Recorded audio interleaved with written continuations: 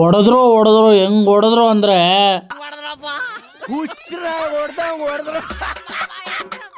ಬೆಳಗ್ಗೆನೆ ನಮ್ಮ ಅಮ್ಮ ಹೇಳಿದ್ಕೆ ಸೀದಾ ನುಗ್ಗಿದ್ದೆ ATMಗೆ.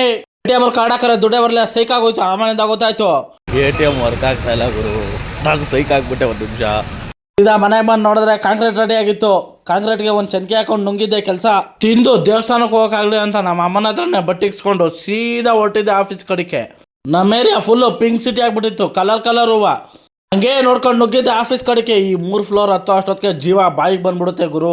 ಯಪ್ಪ ಸೀದಾ ನಾನು ಲ್ಯಾಪ್ಟಾಪ್ ಓಪನ್ ಮಾಡ್ಕೊಂಡು ಕೆಲಸ ಸ್ಟಾರ್ಟ್ ಮಾಡಿದ್ದೆ. ಮಧ್ಯಾಹ್ನದವರೆಗೂ ಕೆಲಸ ಮಾಡಿ ಮಧ್ಯಾಹ್ನ ಮೇಲೆ ಒಂದು ಸ್ವಲ್ಪ ಗಿಟೆ ಹೊಡ್ಕೊಂಡು ಸಂಜೆ ಆಗ್ತಿದ್ದಂಗೆ ಅಲ್ಲಿಂದ ಬಿಟ್ಟೆ. ಮಳೆ ಬರಂಗೆ ಬೇರೆ ಆಗಿತ್ತು.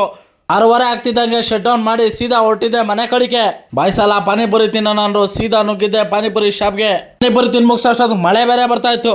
ಅವ್ರಿಗೆ ಬಾಯ್ ಮಾಡಿ ಅದೇ ಮಳೆಯಲ್ಲೇ ನೆನ್ಕೊಂಡು ಬಂದಿದ್ದಾಯ್ತು. ಮನೆಗೆ ಬಂದು ನಮ್ಮ RCB ಮ್ಯಾಚ್ ನೋಡ್ಕೊಂಡು ಮಲ್ಕೊಂಡೆ. ಇಷ್ಟೇ ಇವತ್ತಿನ ವಿಷಯ. ಫುಲ್ ಜೋರ್ ಮಳೆ.